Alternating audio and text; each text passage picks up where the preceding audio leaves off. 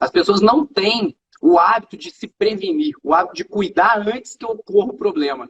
Então, eu sou um ativista da prevenção cardiovascular justamente por conta disso. Eu quero abrir o olho da sociedade mostrando que o melhor caminho não é o tratamento, e sim a prevenção. Os estudos mais recentes que correlacionam dietas ricas em gordura, eles são negativos para desfechos cardiovasculares. Ou seja, não é o consumo da gordura, claro, que gordura de boas fontes, que vai causar a doença cardiovascular. E sim outras causas. Você pode ter colesterol baixo, mais ruim, oxidado, e você pode ter colesterol alto, mais bom e prevenindo doença cardiovascular. As pessoas que têm doenças, comorbidades cardiovasculares, elas têm evoluído mal, justamente por aquilo que a gente conversou no início. Se ela chegou ao ponto de ter a doença cardíaca, muito provavelmente ela tem algum fator de risco daqueles que leva a esse quadro inflamatório e ela entra dentro do grupo de risco. Então, essas pessoas elas devem sim ser vacinadas e não, a princípio, não tem nenhum tipo de contraindicação do ponto de vista cardiovascular utilizar a vacina, não. Tá? Que bom que você veio aqui ao canal Leda Nagli assistir mais um vídeo. Aproveita, faz um comentário, dá um like, avisa seus amigos, compartilhe esse vídeo e fique à vontade para curtir. Dr. Túlio Sperbi. Perguntar para ele se fala assim mesmo. Dr. Túlio é formado pela Federal de Juiz de Fora, especialista em clínica médica da Santa Casa de Misericórdia de Juiz de Fora, cardiologista. Ele se especializou aqui em São Paulo no Dante Pazanelli, no Hospital de Cardiologia. É membro da Sociedade Brasileira de Cardiologia e da Associação Médica Brasileira, chefe do Serviço de Cardiologia e Residência Médica em Cardiologia no Instituto Clínico Juiz de Fora. Olha só, da minha terra. Dr. Túlio é meu conterrâneo, cardiologista. E aí, Leda? Beleza? Beleza. E você, como vai? Pô, 100%, melhor impossível, cara. Sendo entrevistado pela maior jornalista desse país, não tem como, tá? A alegria tá transbordando. Isso é porque você é de Juiz de Fora, aí a gente fica elogiando um ao outro, né? Fala sério. Parece, não é nada, é verdade, é super sincero, super sincero. Mas é um prazer enorme falar com você, doutor Túlio. Tem aqui vários elogios, doutor Túlio salvou minha vida, você é médico de um amigo meu aqui de São Paulo, Alexandre Taleb, enfim, a coisa está, né, tá muito bem encaminhada. Não, eu gosto demais. Pô, é muito bom receber esse carinho. Eu falo com o pessoal, você ser médico e trabalhar online, uma das coisas mais gostosas que tem é você receber essa troca de carinho aí que vem dos pacientes. É muito bom ouvir, você não faz ideia. É mesmo. E você é cardiologista especialista em prevenção cardiovascular e coronopatias. Mas é ativista da promoção da saúde. O que é ser ativista da promoção da saúde? Vamos lá, essa é a parte que eu mais gosto de falar, Leda. É o seguinte, doença cardiovascular é a doença que mais mata disparado no Brasil e no mundo. Assim, disparado é a principal causa de morte. E as pessoas elas não conseguem entender o porquê que as pessoas morrem tanto de doença cardiovascular. Se a gente parar para pensar assim, na história da humanidade, nos últimos 40 anos, a medicina vem evoluindo muito rápido. Cada vez mais avanços no tratamento da doença coronariana, né, do stent, colocar angioplastia, botar aquela molinha no coração, novos remédios para combater colesterol, remédio para combater hipertensão. E, se você olhar, a curva de mortalidade só aumenta. Então, as pessoas precisam entender que tem alguma coisa errada. E o erro não está no tratamento do médico na doença, o erro está na prevenção. As pessoas não têm o hábito de se prevenir, o hábito de cuidar antes que ocorra o problema. Então, eu sou um ativista da prevenção cardiovascular justamente por conta disso. Eu quero abrir o olho da sociedade mostrando que o melhor caminho não é o tratamento, e sim a prevenção. E como é que faz essa prevenção? Boa, ótimo. Vamos lá. Eu falo com todo mundo que a doença cardiovascular, ela não é uma doença simples. Então, por exemplo, assim, quando você tem uma doença viral, por exemplo, é um vírus que causa a doença. A doença cardiovascular, ela é uma doença que tem uma série de fatores envolvidos nessa doença. Então, ela é uma doença poligênica, não é só um gene envolvido nisso, são vários genes do nosso genoma que estão envolvidos na doença cardiovascular. Tem influência da microbiota intestinal, então a microbiota intestinal influenciando na doença cardiovascular. Jura? Temos fatores. É sério, e tem muita coisa. Ó, temos fatores de risco assim, conhecidos, né? Por exemplo, tabagismo, sedentarismo. O sedentarismo é o segundo maior fator de risco relacionado à doença cardiovascular. E no Brasil, só para você ter uma ideia, 50% das pessoas são sedentárias. Então, estimular a prática de exercício físico é fundamental para a gente prevenir a doença cardiovascular. O tratamento dos fatores de risco, né? Os fatores de risco mais comuns, hipertensão, diabetes, qualidade do colesterol, que é diferente da hipercolesterolemia que todo mundo prega por aí. Ah, tem colesterol alto e pronto, acabou. Não é assim, a gente tem que avaliar a qualidade do colesterol. Enfim, a gente tem várias coisas juntas, entremeadas, para chegar no desfecho final, que é a doença propriamente dita, né? E a doença cardiovascular, quando a gente fala de coronariopatias, que eu falei ali que eu sou especialista em coronariopatias, é justamente a formação daquela placa de gordura ali dentro da artéria e que vai culminar no infarto, né? Então, isso é o que mata as pessoas. Então, por exemplo, muita gente pergunta assim, Túlio, mas você é cardiologista, por que você fala tanto de diabetes? Porque diabetes, ele leva a uma série de inflamações, de disfunção no endotélio vascular, que vai culminar na formação dessa placa de ateroma.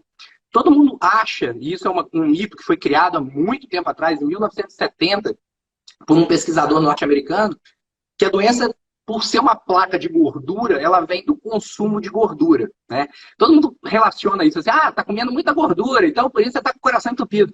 E hoje em dia a gente já sabe muito bem pelos estudos que essa não é uma correlação verdadeira. Os estudos mais recentes que correlacionam dietas ricas em gordura, eles são negativos para desfechos cardiovasculares. Ou seja, não é o consumo da gordura, claro, que gordura de boas fontes, que vai causar a doença cardiovascular, e sim outras causas. Por exemplo, primeiro eu queria saber, você falou assim, o fumo é a segunda maior causa de doença cardiovascular. Qual é a primeira? Não, o sedentarismo é a segunda, o fumo é a primeira. O tabagismo é a primeira, o sedentarismo o tabagismo é o fator de risco principal, mais relacionado com o desfecho cardiovascular. O segundo vem o sedentarismo. Todo mundo acreditava que o segundo seria o diabetes e tudo, mas é o sedentarismo mesmo. Porque o sedentarismo ele está envolvido na base dos outros fatores de risco. Porque o paciente sedentário ele tem uma maior tendência a se tornar diabético, ele tem uma maior tendência a ficar hipertenso, ele tem uma pior qualidade do colesterol dele. Então, tudo isso envolve o sedentarismo como um agente central nessa história, levando a obesidade também, que é um fator de risco bem importante. E o que é o colesterol de boa qualidade? Beleza, isso aí é complexo, mas eu vou tentar explicar aqui de uma maneira... Porque a gente olha lá o número, colesterol total. Aí tá bom, você fala, oba, né? Mas aí não sei se ele é isso que é baixa qualidade, que é alta qualidade, não? Não, de jeito nenhum. Eu falo o seguinte, ó, Leda, que muito mais importante do que os números do colesterol é você conhecer a qualidade desse colesterol, tá? Você pode ter colesterol baixo, mas ruim, oxidado, e você pode ter colesterol alto, mas bom e prevenindo doença cardiovascular. Então, aquele númerozinho do colesterol total, ele não quer dizer absolutamente nada. Jura? Quando você vai avaliar as frações do colesterol, que tem o HDL, o LDL e o triglicérides, ali você já começa a ter um pouquinho de dica das coisas. Por exemplo, se você tem um HDL alto, provavelmente você tem um pouco mais de chance de ter um bom colesterol. Mas não necessariamente, porque esse HDL alto ele pode ser um HDL disfuncionante, que não esteja funcionando de maneira adequada. E a mesma coisa acontece com o LDL. Todo mundo fala assim, o LDL é o colesterol ruim, é o vilão e tal. Ele também pode estar alto, mas ele pode ter uma qualidade boa e não causar doença. Porque esse LDL ele pode ser grande. Se o LDL for grande, ele não consegue penetrar no endotélio vascular e causar doença. E se ele for pequenininho e denso, ele entra mais fácil e é oxidado mais fácil. Então, isso é uma coisa que poucas pessoas sabem. Mas pegando ali o colesterol total e as frações, você começa a ver um pouquinho já com relação a isso. Existe um exame um pouquinho mais específico, que é acessível a todo mundo, que são as apolipoproteínas. A apolipoproteína é um constituinte da membrana desses colesteróis. A gente tem a apolipoproteína A e a apolipoproteína B. A apolipoproteína A é a apolipoproteína boa, é a que está correlacionada com o transporte reverso do colesterol. Pensa assim, ela vai conseguir ir lá onde está depositado o colesterol ruim lá, pegar aquele colesterol e levar de volta para o teu fígado, fazendo uma limpeza. Então, quanto mais apolipoproteína A, melhor. A apolipoproteína B, eu brinco que é B de bosta, desculpa o termo jocoso, mas é bom para as pessoas lembrarem. A apolipoproteína B faz esse transporte ruim. Ela pega o colesterol e deposita na artéria. Então, quando a gente pega e mede as apolipoproteínas, a gente já consegue inferir se esse transporte está sendo efetivo ou não. E no Brasil, desde Mas esse 2019... exame não é pedido, né, normalmente, em check-up. Pois é, deveria. E aí tem um outro exame agora que é melhor ainda. Desde 2019 a gente tem isso no Brasil, que é o subfracionamento do colesterol. Nesse exame, ele mede para você, assim, ó, a Leda tem muito LDL. Mas ele mede para você assim, ó, Leda tem muito LDL, mas tem pouco LDL pequeno e muito LDL grande. Ele me dá o tamanho das moléculas do seu LDL. E aí, com esse tamanho das moléculas, eu consigo falar assim, ah, tá alto, mas fica tranquilo que tá bom. Ou então, por exemplo, nem tá alto, mas tá muito ruim, tá oxidando. E a gente consegue medir também a taxa de oxidação. Existe exame para medir taxa de oxidação do colesterol. Enfim, tem muita ferramenta, né, para a gente poder utilizar, mas as pessoas não sabem utilizar tanto essas ferramentas. Isso é bem importante. Assim. E essas ferramentas estão disponíveis no Brasil? Sim, todas elas. A apolipoproteína A e B, aquele exame que eu te falei que é complementar ao colesterol, todos os convênios cobrem, tá? Isso é coberto por convênio. Ah, é? O subfracionamento do LDL e do HDL que não, aí não é coberto pelo convênio, mas o valor não é tão absurdo. Gira em torno de mais ou menos R$300 esse exame. E é um exame que define muita conduta para a gente na prática clínica. Então, pode ser utilizado na prática clínica com maior frequência, né? Mas esse outro que o convênio cobre também ajuda você a definir alguma coisa, né? Muito, sem dúvida. Sem dúvida. Isso é bom porque não tem custo para a pessoa, né? Além do que ela já paga de convênio. Né? Com certeza, sem dúvida nenhuma. Sem dúvida nenhuma. Ele já é bem importante para ver a questão do transporte do colesterol, já ajuda bastante. Oi, pessoal. Passei aqui para dar uma dica. Sabe de quê? Do meu sexteto preferido. Vou te contar qual é. Começa com ômega 3, super fundamental. Magnésio, rei da saúde. Coenzima Q10 faz muito bem para o seu coração. Vitamina K2 com vitamina D3, uma combinação poderosíssima. E a querida cúrcuma, que ajuda nas dores articulares, ajuda a regenerar as suas articulações. Vem junto? O link está na descrição. Tem cupom LEDA5 que te dá desconto. Você não pode perder essa, de jeito nenhum. E você falou do intestino e o coração. O cérebro e o intestino, eu já fiz entrevista desde sei lá, desde quando. Há muitos anos que eu falo desse assunto, converso com o Murilo Pereira hoje em dia sobre isso. E, enfim, já conversei com vários médicos, mas essa questão ligada ao coração nunca conversei. Eu fiz uma live. Qual é essa relação? Como é que é eu fiz uma live na segunda-feira passada, justamente com o Murilo Pereira, que eu tenho profunda admiração também por ele. E a gente conversou justamente sobre isso. Sabe demais, é um monstro, né? Sabe muito, muito mesmo. E a gente conversou justamente sobre isso. O papel do microbioma intestinal na inflamação do nosso corpo e como que essa inflamação... Porque o que acontece? Isso é uma coisa importante. Por isso, quando eu falo que eu sou ativista da saúde cardiovascular, acaba sendo um ativista da saúde como um todo.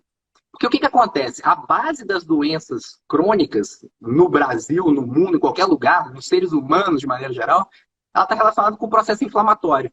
Então, tudo que inflama o nosso corpo aumenta o risco de doença cardiovascular, mas aumenta o risco também de câncer, aumenta o risco de doenças neurodegenerativas.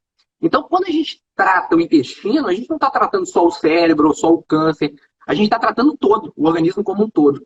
E essa é uma tendência muito forte na medicina hoje em dia, de avaliar o ser humano como um todo, sabe? Eu sou cardiologista, mas eu não consigo enxergar só um coração, só um vaso, só uma artéria. Esse coração, essa artéria, ele está dentro de um corpo. E quando a gente faz uma anamnese bem feita, quando a gente avalia o paciente de maneira completa, a gente consegue ver isso muito nítido, assim, que a saúde anda em conjunto como um todo.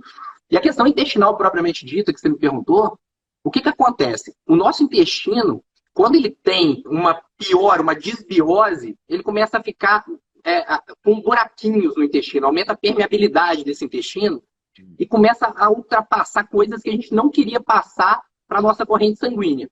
Isso começa a aumentar esse processo inflamatório do nosso corpo. Então, o intestino maltratado, ele leva a um processo inflamatório crônico, e esse processo inflamatório crônico, ele é silencioso, a pessoa não sabe que ela está inflamada, a não ser que peça os exames para poder olhar isso, e dá para a gente ver também perfil inflamatório nos exames de sangue. E aí, essa inflamação silenciosa, crônica, ela vai causando disfunção no endotélio vascular. O endotélio vascular é a capinha que recobre as nossas artérias por dentro. Então, essa disfunção no endotélio é como se fosse um machucadinho dentro do nosso vaso, e aí o colesterol vai lá para tentar cicatrizar isso. E aí, só que isso leva a um processo inflamatório mais intenso naquela região e a placa começa a se formar ali. Então, esse processo inflamatório, que pode começar no nosso intestino, ela tem uma correlação direta com doenças crônicas, incluindo a questão do infarto, entendeu? Caramba! E a gente está vivendo um momento de muitas inflamações, porque o Covid inflama tudo, né? Perfeito. Então, perfeito. ele deve ter... Qual é a correlação Covid e coração? Total. Total. Mesma coisa que eu falei para as doenças crônicas, vale para a questão do Covid. O Covid, né, na fase inflamatória, ele nada mais é do que uma descarga de inflamação aguda. E o paciente que está suscetível a essa descarga inflamatória, se você pegar para olhar os fatores de risco que eles falam de mal evolução, né, do Covid, todos os fatores de risco de má evolução para doença cardíaca. Então, por exemplo, a pessoa que está obesa evolui mal? Evolui mal. Diabético, evolui mal? Evolui mal. Pessoa que está hipertensa, evolui mal? Evolui mal. Então, nada mais é do que a base das doenças crônicas, com os fatores de risco crônicos, levando aquele indivíduo a ter uma fragilidade a nível corporal, né, do nosso corpo como um todo, da nossa saúde como um todo, e que vai culminar nesse processo inflamatório. Isso vale para todas as doenças, é uma coisa impressionante. Assim, e quando você fortalece o seu corpo, você está fortalecendo o seu corpo contra tudo.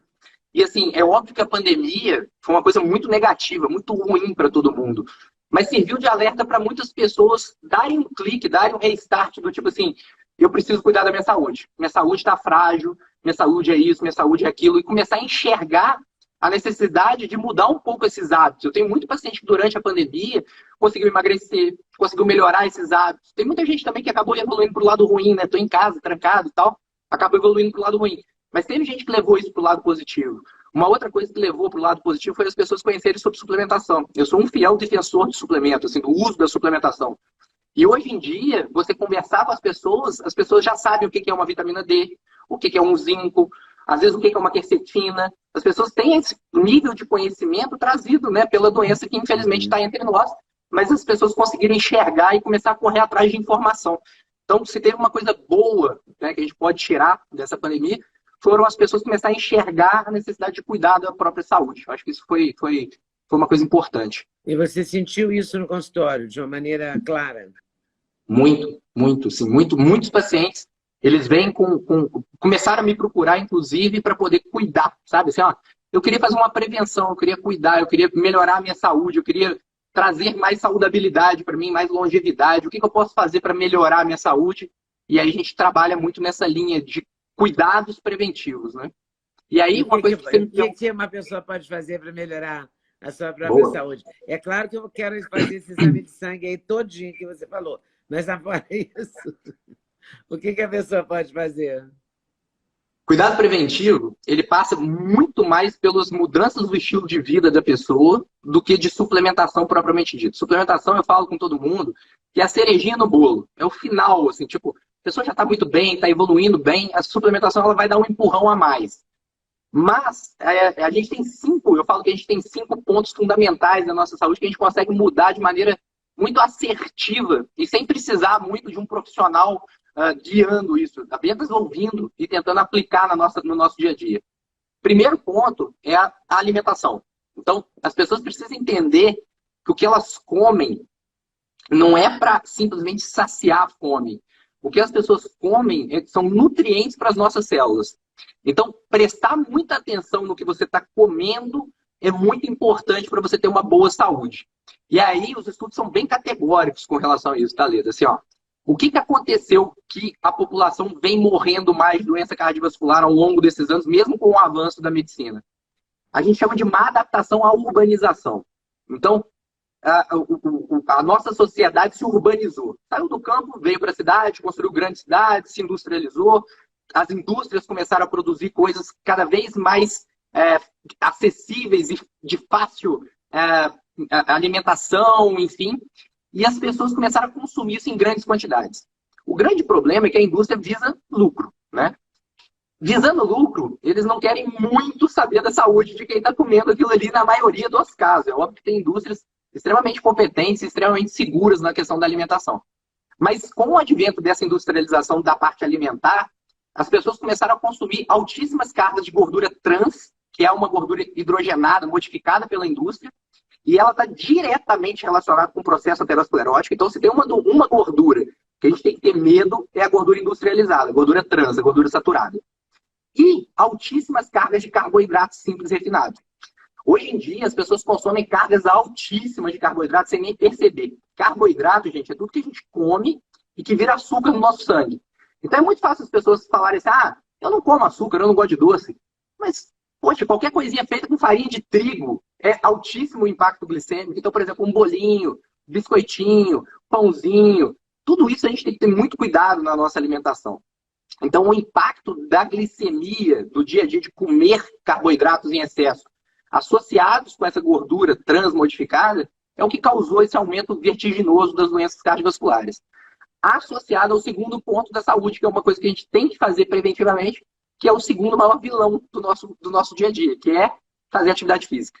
50% das pessoas não fazem atividade física. Aí o pessoal sempre me pergunta assim, mas qual atividade física eu posso fazer? Qualquer uma já é melhor do que nada, né? Assim, ficar sentado é a pior coisa que você pode fazer. Então, fazer alguma atividade física é muito importante.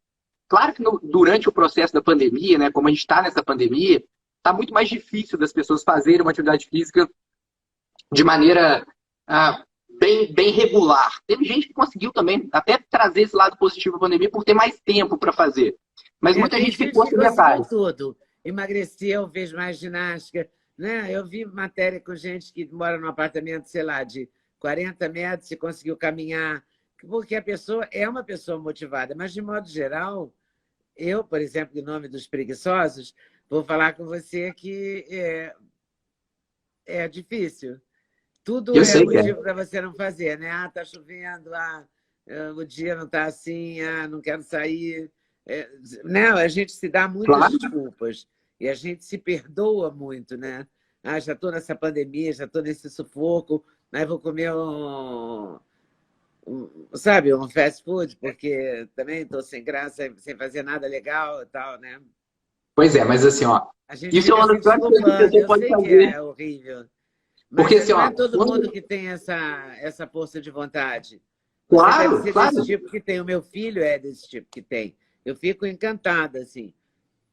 Mas isso passa muito também, Lida, por informação. Entendeu? Mas passa muito por informação, olha só. Quando você faz atividade física e quando você come comida de verdade, comida boa, o que é comida boa? É bicho e mato, né? Assim, comer legume, verdura e carne, né? Isso aí não tem erro.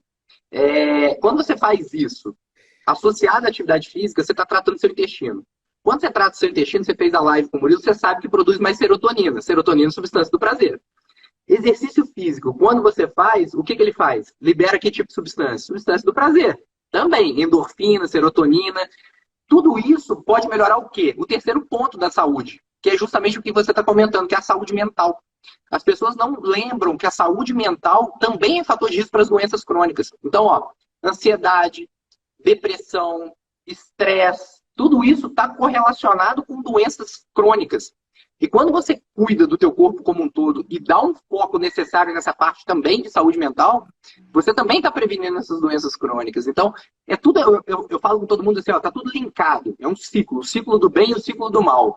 Se você está no ciclo do fast food, sedentarismo, vem alguma coisa de preguiça, de má vontade de fazer as coisas. Se você está naquele ciclo ali, meio vicioso, o sono não fica bom, com certeza que é o quarto pilar que eu ia falar com você, é o sono. Dormir é muito importante. As pessoas não valorizam o sono como devem ser valorizados também. As pessoas vão tornando o sono algo secundário na nossa vida. E o sono, ele é primordial. É durante o sono que ocorre uma série de síntese de hormônios importantes para o nosso corpo. É durante o sono que o nosso sistema cardiovascular consegue dar uma descansada. É durante o sono que você consegue fazer um rearranjo mental, trazer um reequilíbrio de saúde cerebral. Então, priorizar o sono também é uma coisa muito importante. E por último, vem uma coisa que eu acho que poucas pessoas falam, que é a espiritualidade. A espiritualidade é algo extremamente relacionado com a saúde também. E existem estudos quanto a isso. Por exemplo, eu falo com meus pacientes, às vezes, para meditar. Eu prescrevo meditação para o meu paciente. Falo, olha, vamos fazer uma meditação, vamos fazer isso, vamos fazer aquilo. E às vezes as pessoas não entendem isso. E tem estudos comprovando que espiritualidade aumentada, meditação, cuidados com o espírito em si, aumentam a nossa sobrevida, diminuem as doenças. Então isso também é um ponto muito importante a ser valorizado dentro dessa cultura preventiva. Então seriam esses 5 pontos. Nesse sentido, o tipo de medicina que você faz é muito bacana, porque ele incentiva outros lados que, claro que tem outros médicos que fazem isso, mas que os médicos, de modo geral, não incentivavam isso até muito pouco tempo atrás, né? Isso, o médico receitar meditação ou falar, cuida da sua espiritualidade, é uma coisa, sei lá, no usual, no dia a dia, eu acho que não rola, entendeu? Você quer, olha só. Diferenciados que propõem isso. Eu te agradeço as palavras, mas olha que coisa interessante. Essa parte dos cuidados espirituais, da espiritualidade, ela já está na diretriz brasileira de prevenção cardiovascular da Sociedade Brasileira de Cardiologia. Então, assim, não é uma coisa que o Túlio está viajando, pensando em tratar a espiritualidade. Não, está na diretriz, no guideline. Então, é uma obrigação de todo médico atualizado ler a diretriz e tentar aplicar essa diretriz na prática clínica. Claro que você não precisa ficar engessado na diretriz. Eu falo para todo mundo, diretriz é um norte. Mas você conhecer a diretriz, só de ler a diretriz, você vê a importância de cuidar desse lado espiritual, que é uma coisa bem importante, sem dúvida nenhuma. As pessoas que tiveram Covid, muitas vezes se queixam de sequelas. As mais variadas, né? A mais comum é o cansaço. O cansaço pós-Covid é muito comum. Pelo menos todo mundo que eu conversei que já teve Covid teve esse mesmo cansaço. Eu tive esse cansaço. Eu fiquei bastante destruída, assim, vários dias. E eu não sou uma pessoa de ficar destruída, entendeu? E é um cansaço pesado, assim, é uma coisa estranha. Você fica... É uma preguiça gigante, né? Uhum. Tem outras consequências ligadas à cardiologia? O Covid pode trazer outras sequelas assim, desse tipo? Tem, com certeza, Leda. Assim, existem já vários relatos, vários estudos demonstrando as sequelas ligadas ao coração com Covid. Existem casos de infarto pós-Covid, existem casos de miocardite pós-Covid. Miocardite é a inflamação do músculo do coração, sabe? Pode causar essa miocardite, pode causar arritmias. Existe muito relato de paciente com palpitação pós-Covid, tendo muitas extrasístoles, que são batimentos irregulares do coração pós-Covid. Então, assim, existe uma série de queixas e complicações, sim, pós-Covid. Não surpreende muito a gente da cardiologia, porque qualquer doença viral, já há muitos e muitos anos, causa algumas sequelas a nível cardíaco. É claro que, por exemplo, o vírus essencial respiratório, que é um vírus que já circula há anos e anos e anos, ele pode causar miocardite, ele pode causar algum tipo de arritmia. Então, isso já é uma coisa conhecida e sabida dentro da cardiologia. A questão da dispneia em si, ela pode estar relacionada, às vezes, com formação de trombos, microtrombos, que vão para a circulação pulmonar e causam aquele entupimento na circulação pulmonar, causando como se fossem microinfartos pulmonares e que podem causar essa sequela de cansaço, de falta de ar. A questão da adinamia, que é essa falta de vontade de fazer as coisas. Do cansaço que eu falo, não falo da falta de ar. Falo realmente de uma leseira. Sim, sim. A gente chama de adinamia. É falta de vontade de fazer as coisas, sem vontade de uma coisa descansar. Meio... Né? Isso daí pode ser secundário ao processo inflamatório mesmo. Teu corpo venceu uma batalha, né? Ele foi submetido a uma batalha muito intensa e ele está num processo agora de convalescência. Está cansado mesmo. Pode ser um cansaço mesmo. Tentando ir melhorando. Agora, existem algumas alternativas da parte de suplementação, e que eu estudo muito essa parte de suplementação, e que podem auxiliar nessa questão. Por exemplo, assim, ó, existe dentro da cardiologia uma solução que a gente chama de solução Sinatra, que é L-carnitina, D-ribose, coenzima Q10 e magnésio. Isso a gente usa para melhorar a função da mitocôndria, que é uma organela que fica dentro da nossa célula, para promover energia. E a gente consegue trazer, às vezes, um booster, né, uma melhora dessa função da mitocôndria, para poder, às vezes, trazer um pouco mais de vontade, de ânimo para o paciente. Então, pode dar certo, né? Eu acho que é uma alternativa aí também. L-carnitina, magnésio... D-ribose e coenzima Q10. D-ribose. D-ribose, a coenzima Q10, eu sei. O D-ribose é uma coisa meio parecida com açúcar? D-ribose é um carboidrato, mas é um carboidrato bem complexo e que tem uma função bem específica de geração de energia a nível mitocondrial. Então é bem legal de usar. Assim. Existem alguns atletas que usam até antes de prova, assim, D-ribose, para dar um gás ali na prova. As pessoas... Agora, a vacina é o grande sonho de consumo de todo mundo.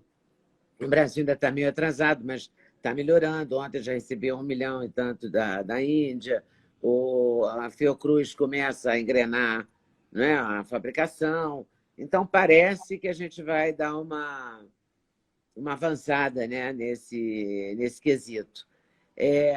As pessoas que têm problemas cardíacos ou que têm questões cardíacas estão liberadas para a vacina ou tem que consultar o seu médico? De forma geral, estão liberadas e incentivadas a utilizar a vacina, porque assim, fazem parte daquele grupo de risco, né? Então, as pessoas que têm doenças, comorbidades cardiovasculares, elas têm evoluído mal, justamente por aquilo que a gente conversou no início. Se ela chegou ao ponto de ter a doença cardíaca, muito provavelmente ela tem algum fator de risco daqueles que leva a esse quadro inflamatório e ela entra dentro do grupo de risco. Então, essas pessoas, elas devem sim ser vacinadas e não, a princípio, não tem nenhum tipo de contraindicação do ponto de vista cardiovascular utilizar a vacina, não. Tá? Isso é bom. Você vem de uma família de médicos, como é que você foi parar na medicina?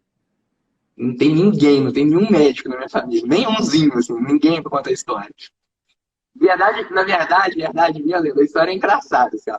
Eu estava no 3º ano, né, e eu sempre quis ser engenheiro.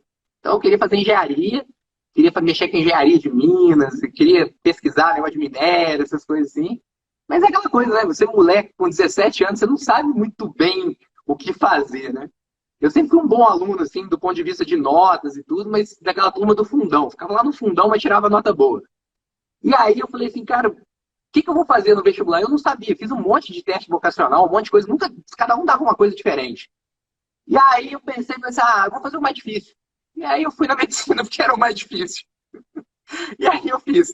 Mas aí quando eu entrei na faculdade, é sério, foi só por isso. Quando eu entrei na faculdade, porque todo mundo conta uma história bonitinha, né? Assim, eu tive um chamado para ser médico. Eu não tive chamado nenhum. Eu fui no mais difícil. E aí é verdade, é verdade. E aí, mas por que você foi no mais difícil? Por que no mais difícil? Porque o que passou na minha cabeça foi assim, já que a gente escuta, né? Com 17 anos a gente é bem influenciável, né? E aí eu acho que dentro do colégio ali, todo mundo falando assim, já que você é inteligente, não desperdiça a sua inteligência, faz um negócio não sei o quê. E aí eu caí nessa e fui para medicina. Quando eu entrei na faculdade, assim, ó, no primeiro semestre eu tive certeza que eu escolhi a coisa certa. Que eu fiz uma aula, a gente teve aula de fisiologia cardíaca. E na aula de fisiologia cardíaca eu já me apaixonei pela cardiologia. Então, no primeiro semestre da faculdade eu já sabia que eu queria ser cardiologista. Então, assim, foi voando, assim, foi bem rápido assim, a evolução. Mas não tem ninguém na família. Aí você veio para São Paulo para se especializar. Isso. Depois que a gente forma, né? Não é no Dante que tem um médico de Juiz de Fora, que é super fera, que é a Abzaide? O doutor Abzaide é de Juiz de Fora, ele é super fera a nível mundial, assim, ele é referência mundial em hemodinâmica, baita professor, baita amigo, inclusive, converso muito com ele. Ele ia trabalhar com um stent que se dissolvia dentro do organismo, o organismo assimilava. Eu entrevistei uma época no Sem Censura por conta disso, mas eu conheço a família dele da Rua Marechal. Você é das antigas de JF, né? Você conhece todos os altares de Juiz de Fora. Conheço o irmão dele, me dou com a família dele, conheci mãe e tudo. Mas eu soube dele pela qualidade, não porque ele era de Juiz de Fora, mas pela condição mesmo de talento dele, de estudo, né? E aí Sim, ele é você referência, fez referência mesmo. pós-graduação aqui em São Paulo. Isso, ele era o chefe do serviço onde eu fiz a pós-graduação, na verdade. Então, eu tenho uma boa relação com ele e hoje ele faz os procedimentos nos meus pacientes. Quando os meus pacientes precisam de fazer um cateterismo, uma angioplastia, o doutor Abzade está na área. Aí você manda para o doutor Abzade. Com É certeza. interessante isso, né? Essa coisa das competências, né? Claro. É muito interessante isso. E você queria mexer com minério, com as minas, e foi mexer com os suplementos. E aí foi para o magnésio, para não sei o quê, né? É interessante também isso, né?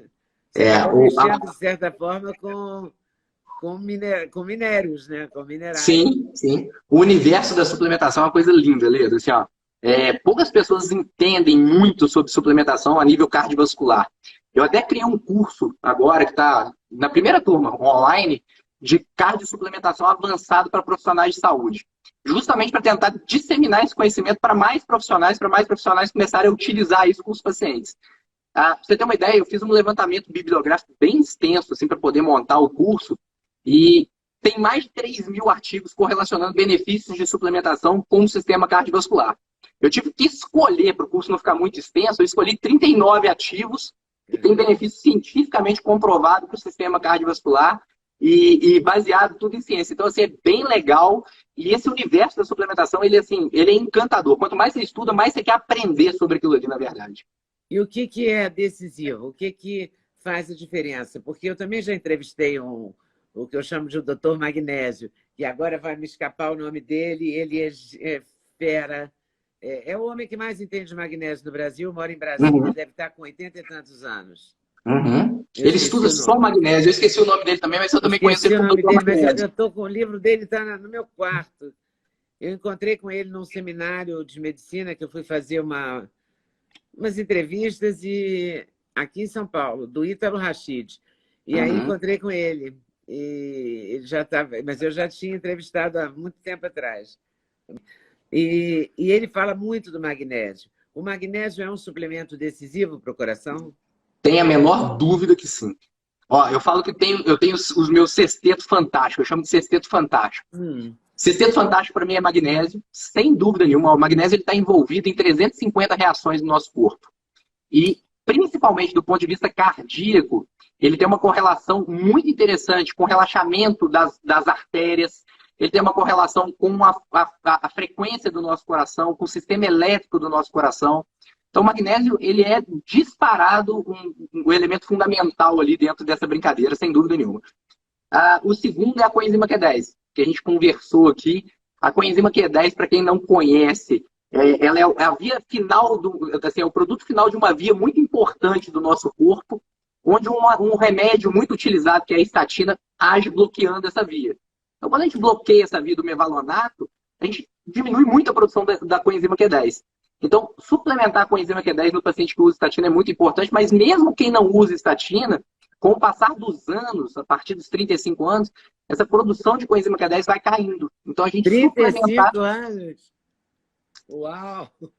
Então, a gente suplementar é bem importante. Cedo, né? É bem importante mesmo. Ela cai muito cedo. Cai muito cedo, cai muito cedo. Nossa, 35? Então, magnésio... 35 a gente vai ficando velho, mesmo. Com 35 a gente começa a envelhecer, não tem muito jeito. A gente tem que começar a cuidar muito da saúde.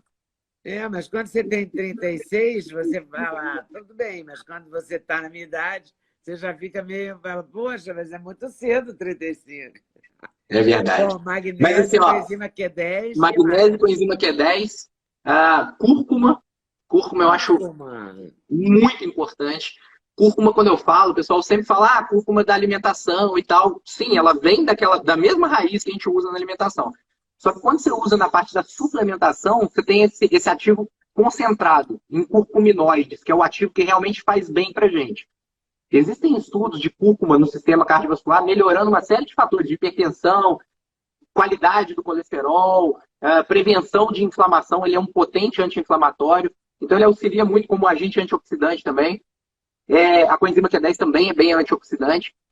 Mas a nível além do sistema cardiovascular, também tem estudos comprovando cúrcuma, o benefício da cúrcuma em doenças infecciosas, o benefício da cúrcuma anti-câncer. Então, assim, cúrcuma é um baita de um suplemento bom também, sem dúvida nenhuma.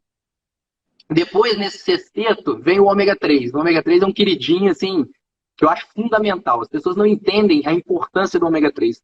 O ômega 3 ele participa do balanço de inflamação e anti-inflamação. O que acontece? Na dieta nossa, né, industrializada, a gente consome muita gordura industrializada, como eu te falei, gorduras de óleos vegetais.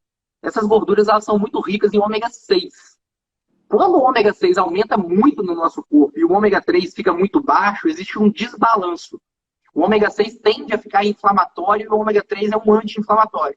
Então a gente está pendendo para a inflamação, que é aquilo que a gente não quer que ocorra no nosso corpo.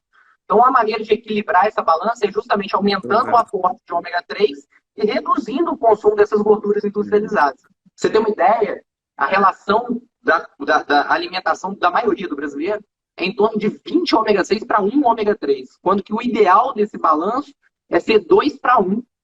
Então, assim, está 10 vezes acima do que deveria ser. Então, o ômega 3 entra aí como um importante componente. Me diz uma coisa, fazendo um parêntese aí nessa listinha dos 6, não vou esquecer, faltam 2 ainda.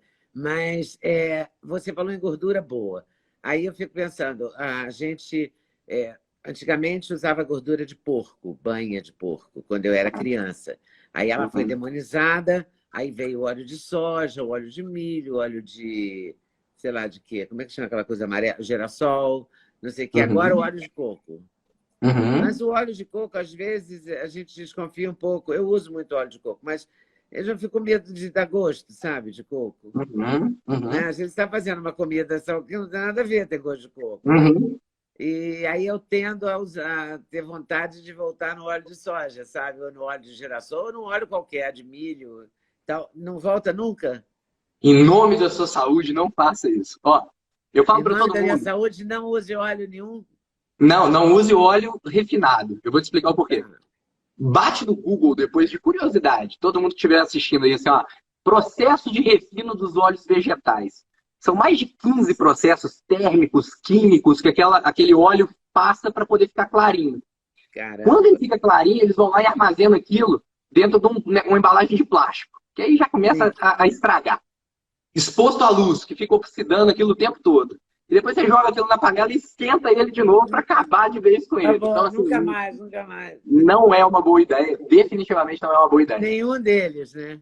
Ó, a boa ideia é você voltar para a tua origem. A banha de porco é uma boa ideia para cozinhar. É claro que depende muito do paciente, tá, Leda? Assim, ó, tem pacientes que vão se dar muito melhor cozinhando com óleo, por exemplo, de oliva, o azeite de oliva. Tá. Esse é um tipo de óleo vegetal que ele é extraído a frio, não passa por processo de refino.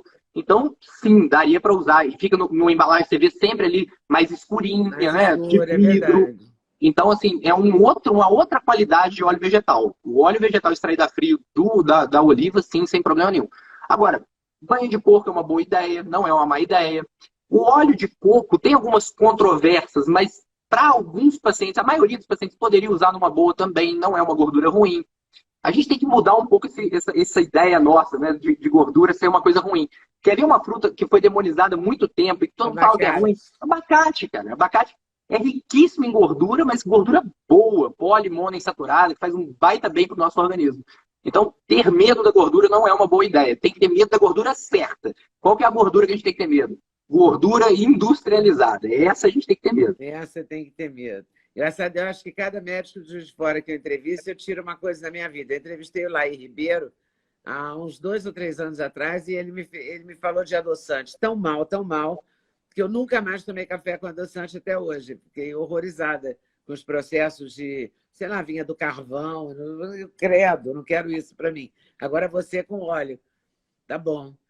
Então, eu posso colocar o azeite, por exemplo, se eu for refogar o arroz?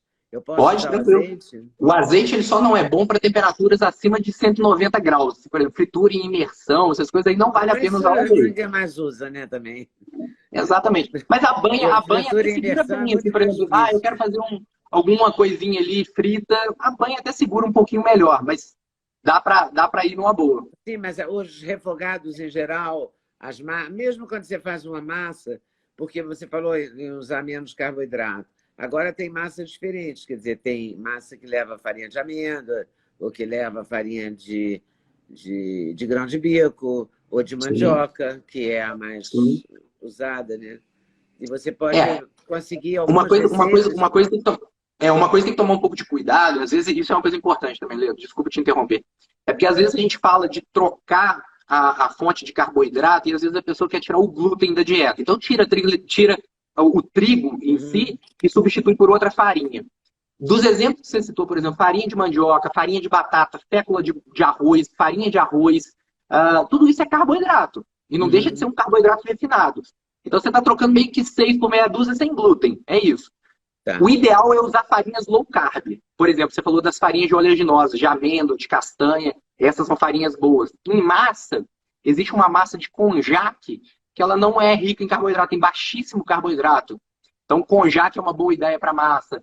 As massas que a gente finge que é massa também é legal. A de palmito pupunha, de abobrinha. São ideias boas para você poder fazer uma macarronada. Dá para enganar Ah, numa boa. sim.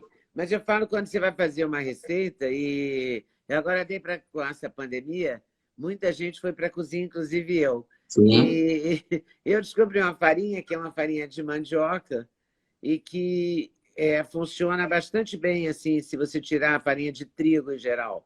Farinha de Uhum. trigo, farinha de arroz, farinhas. Uhum. E usar Uhum. aquela farinha de mandioca, tem então que tem junto farinha de grão de bico na mistura e tal.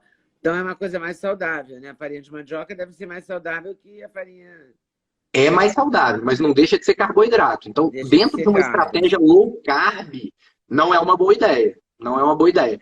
E Low aí sim, por carb para exemplo, você é farinha de amêndoa mesmo, de farinha de castanha. amêndoa, farinha de coco também é uma farinha low carb. Tá. Farinha de coco daria para utilizar.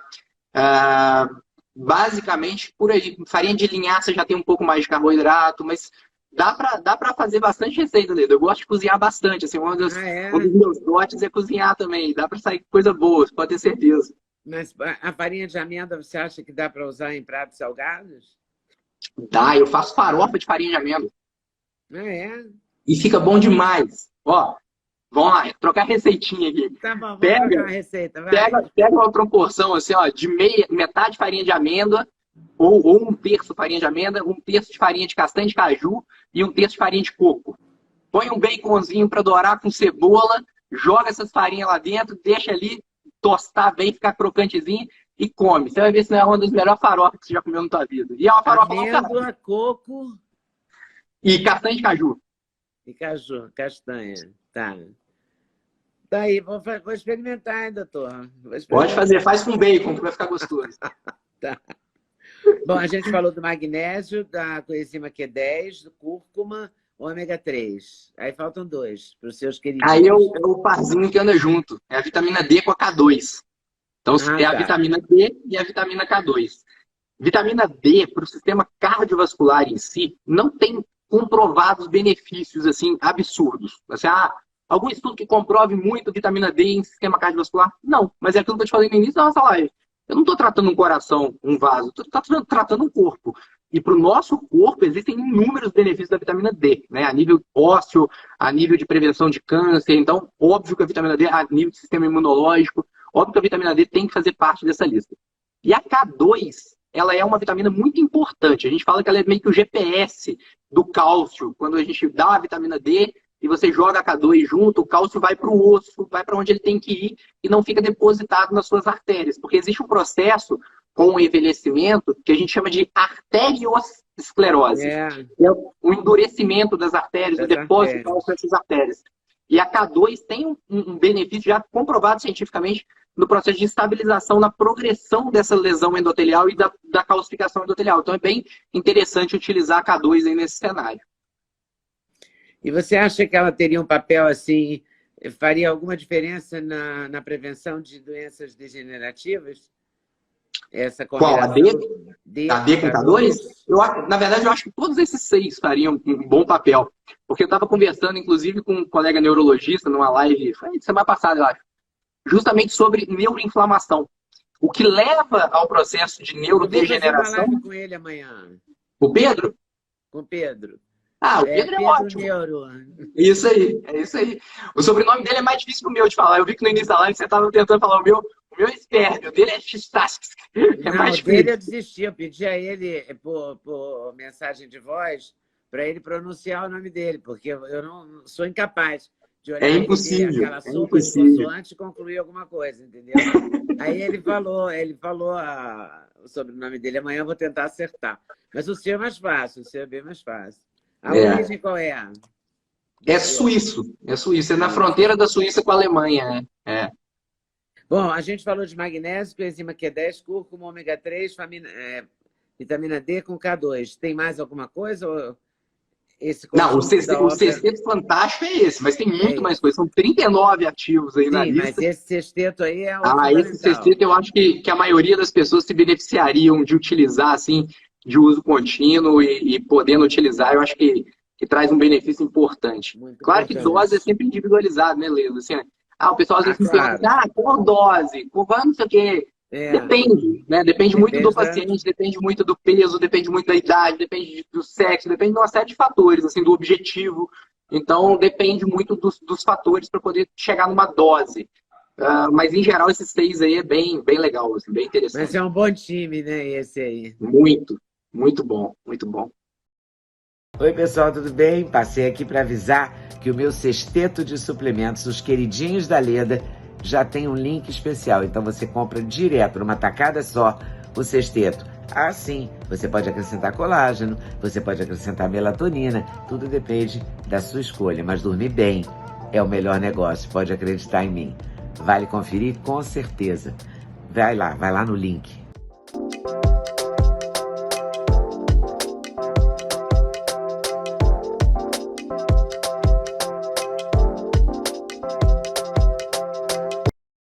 Tá certo. Doutor Túlio, quantos anos você tem? 37. 37 anos. É um Minha coenzima já garoto. está caindo, minha coenzima Q10 já está descendo. Aí, sua coenzima Q10 está descendo já. Mas você deve repor, né? Repõe, já tem um Tem tempinho. um destaque assim maior, quer dizer, se você não puder comprar as 6, ou tomar as 6, magnésio é fundamental. O que faz a diferença? Na ordem aí, É na ordem. difícil mesmo. Magnésio. Magnésio, eu fico na dúvida do segundo ali. Vitamina. Magnésio é muito barato. Magnésio dá para qualquer pessoa comprar, é muito barato. O segundo eu fico na dúvida. A vitamina D é mais barato, então eu iria na vitamina D, A que é mais vitamina D, barato. por causa do Covid, também está todo mundo Sim, tomando mais, né? na época que a gente está, né? Depois eu iria de ômega 3 eu acho bem importante, bem importante. Aí K2, cúrcuma e Coq10, eu acho que fica empatado ali depois. É difícil de botar uma ordem nos três. Vamos investir nos 6, no seu sexteto. Mas, ó, o que eu falo com todo mundo, mais importante do que investir no sexteto é investir na sua saúde. É fazer aqueles 5 passos que eu falei, que é gratuito, é grátis. Então, assim, pensar na suplementação é a mesma coisa que a gente fala o tempo todo, assim, ó, o remédio é para isso, o remédio é para aquilo, o suplemento também é uma cápsula, que às vezes as pessoas ficam tentando botar ela como uma prioridade na vida e esquece que sair do sofá e fazer uma atividade física é muito mais importante do que colocar aquela cápsula para dentro e é de graça. Então, lembrem, antes da suplementação, do exercício físico, da alimentação saudável, dos cuidados com a saúde mental, do sono e da espiritualidade. Se lembrar desses 5 aí, com certeza já é muito mais do que meio caminho andado. Tá certo. Muito obrigada, Túlio. Muito obrigada, doutor Túlio. Adorei. Que isso. Doutor Túlio Sperbi, né? Obrigado a você, Lino. Você não tem ideia da alegria que eu tive quando você falou que você queria me Imagina. entrevistar. Estou falando sério. Obrigado de verdade. Muito obrigada. Fico muito honrada e fico muito feliz, porque eu acho que foi uma entrevista muito útil. Acho que vai ajudar muita gente. Isso é muito Que bom. importante. Esse é o objetivo sempre. Todo mundo pergunta por que eu faço Meu isso na rede objetivo social. é esse. O objetivo é simplesmente ajudar o máximo de pessoas possível a fazer essa corrente do bem andar. Então, obrigado por fazer parte dessa corrente do bem. Você fez essa parte muito bem. Muito obrigada mesmo. Até a próxima. Obrigado, Leandro. Tchau, tchau. Abração. Tchau. Muito obrigada por ter assistido mais um vídeo no meu canal. Volte sempre. Aqui você sempre vai encontrar a pluralidade de ideias, ideologias diferentes, ideias diferentes, mas sempre alto nível de informação e de prestação de serviço. Eu espero você sempre aqui. Faça seu comentário, se inscreva no canal, dê seu like se você gostou e não deixe de voltar. Estou te esperando, com certeza, se Deus quiser.